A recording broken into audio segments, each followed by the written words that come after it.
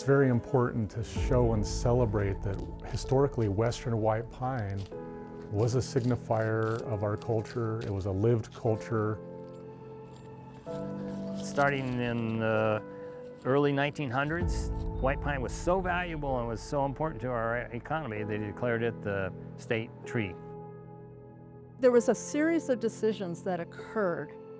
What they decided to do was to give up on the wild white pine. If we have a house and we have a strong foundation, the house is going to stay standing. Well, white pine played that exact role. It, by its abundance, ensured that the rest of the forest was functional and sustainable. Well, put it this way, the house is falling apart. The change is phenomenal in respect that the trees are gone. It would be easy to fall into the trap of blaming the folks for the decision they made at the time. It happened, and we have a landscape that exists as it does right now, and that's what we have to work with.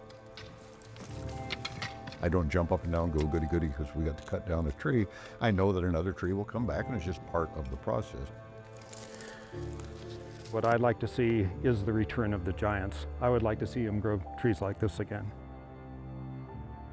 We need to know the lessons of the old trees if we ever want to be successful at managing the young forests. Once they're gone, we lose that history.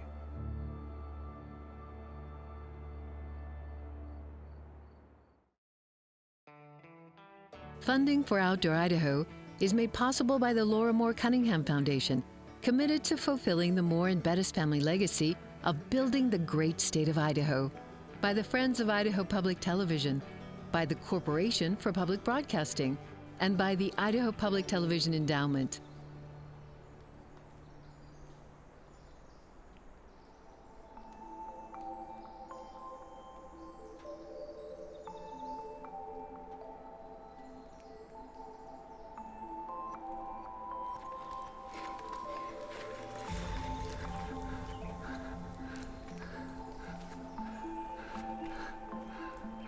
Let me know when you're rolling. We are rolling and ready for you, Lauren. Okay, this is new. David, can you describe where you are exactly? I am sitting in a tree boat at about 100 feet high in an ancient white pine. It's between 300 and 350 years old, and we are in far northern Idaho.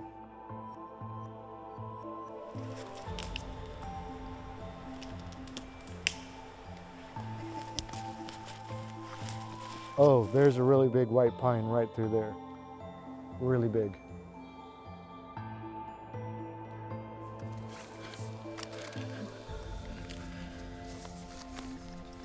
That's quite enough. Very small.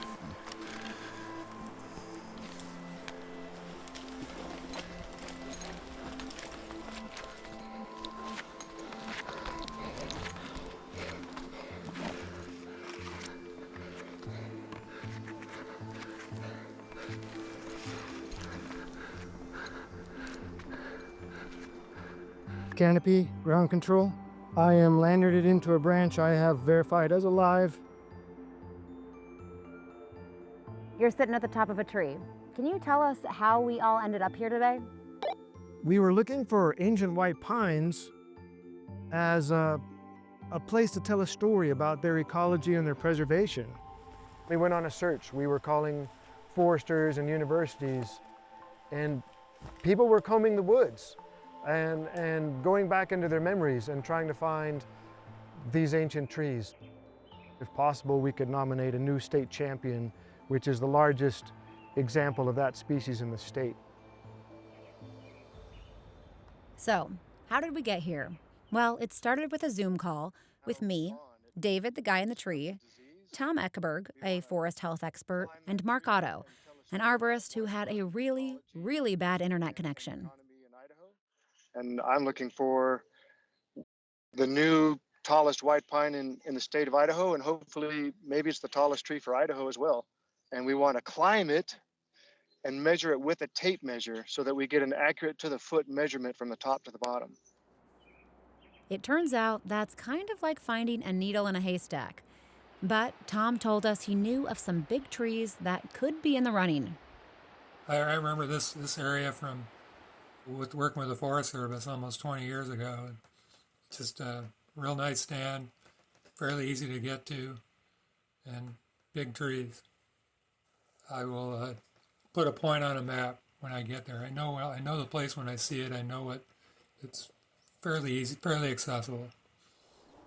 Since he and Mark live in North Idaho, they agreed to check them out for us and take some video.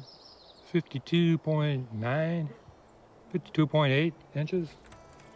With David's okay, a few weeks later, we headed north to find Tom's tree, hoping we could climb it, hoping it might be the tallest remaining white pine, and hoping to tell the story of the state tree of Idaho, a tree that means something to people, as a culture, a history, a livelihood, and a lifestyle. In the year and a half we've been working on this story, we've learned this. The western white pine is a magnificent tree while standing and a superior wood after being cut. It's symbolic of the past and of the future of Idaho, to people from across belief systems. This tree sits at the crux of conservation and capitalism, representative of what Idaho is in its rawest form and at its very core.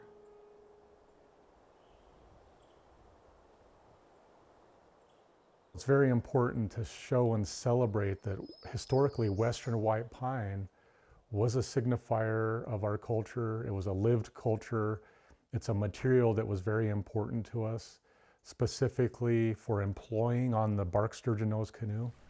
And we would historically use the bark sturgeon nose canoe to harvest our traditional foods, our roots and berries, to go fishing, to go historically set the dip nets, or to go fish with our historical fish spears. And so that's the way that this western white pine ties in with our culture. I'm an enrolled member of the Spokane Tribe of Indians. I also descend from many of the regional plateau tribes. So I also descend from the Arrow Lakes people of British Columbia, the Kalispel tribe, and also the Kamloops Indian Band of Kamloops, British Columbia. Let's bless the people first. Through the process of colonization, we kind of lost a little bit of our continuity line with our culture. I would argue that it's a dotted line, that there's pieces of the culture that are still there in a dotted line, and I'm here to just help fill in that dotted line with a full continuity line. I think we got everyone here. So what we're doing today is we're gonna fell a western white pine tree, and historically that's what we use to skin the bark sturgeon nose canoe of the local Kalispel peoples.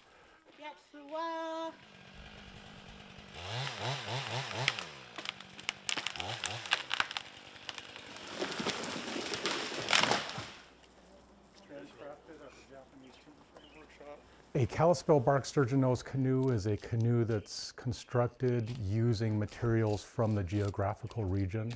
So this style of canoe is unique and distinct to the Northern Plateau because all of the materials actually come from this region. For the skin of the canoe, it would be western white pine bark. There's usually pine pitch and bear fat used to seam that bark. For the frame itself, it's western red cedar for the long battens. It's Rocky Mountain maple for the ribs. It's bitter cherry bark for the lashings.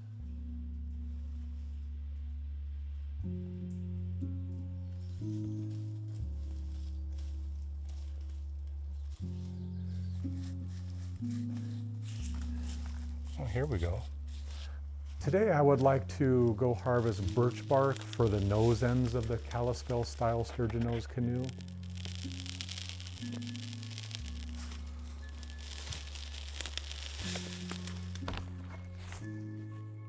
Just like when you hear of the pyramids at Giza or Machu Picchu down in South America, that's what I see this bark sturgeon nose canoe as. This is a signifier of the region that we're in.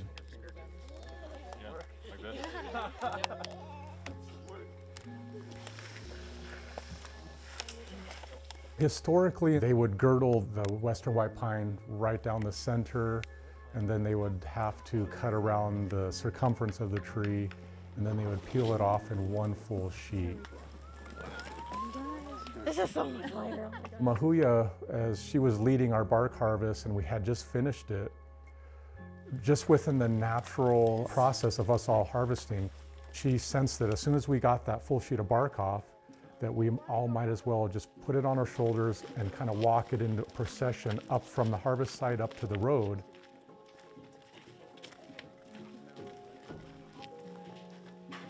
With this canoe, we're just using the skin, and then that skin gets sculpted onto a frame.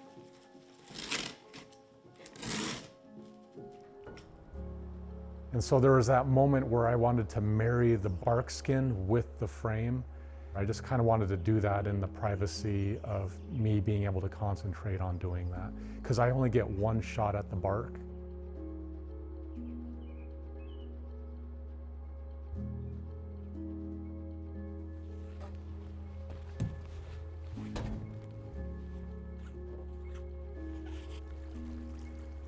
And it's very important for the next generation of youth to see that it's still possible to live our culture.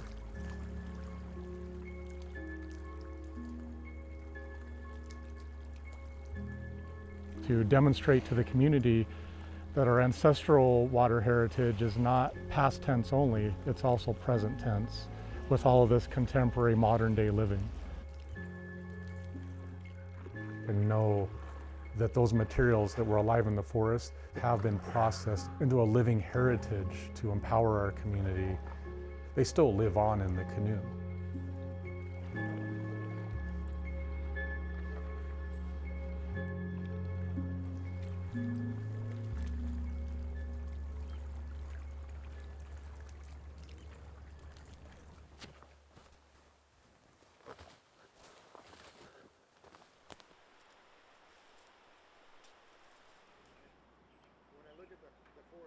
We came out here and found this tree and identified it. It looked like it was not only huge, but it was going to be climbable.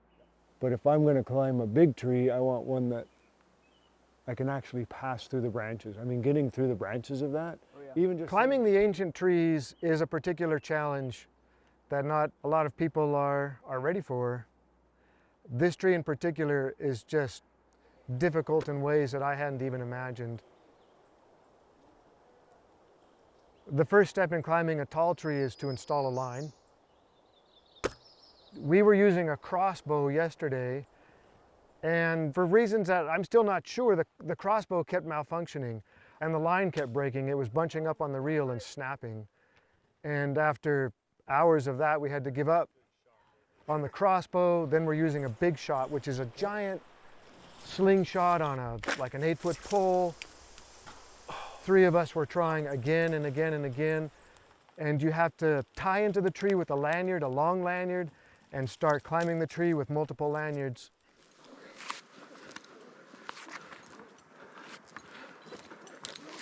I'm always nervous on a climb like this. There's a certain amount of fear that is healthy. A little bit of fear is healthy. I'm in the space of the tree. I have to respect the tree and I have to respect gravity.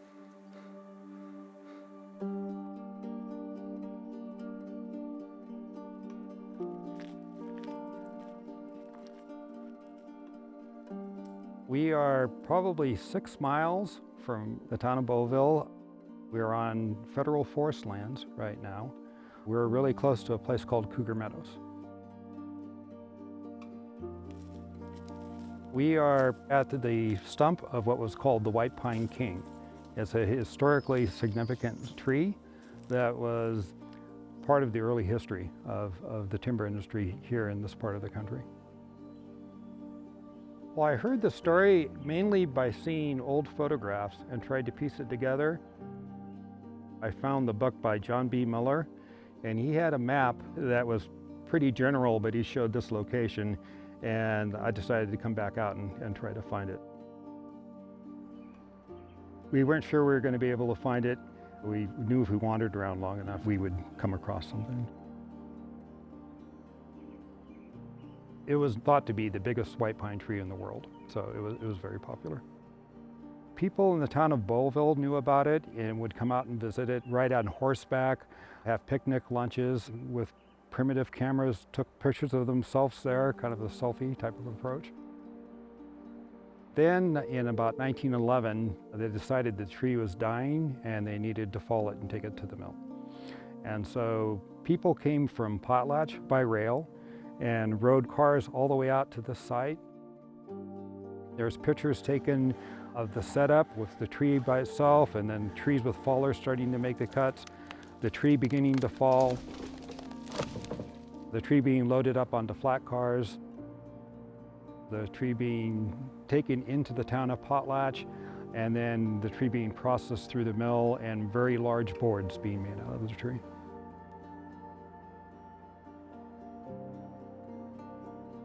$29,000 board feet.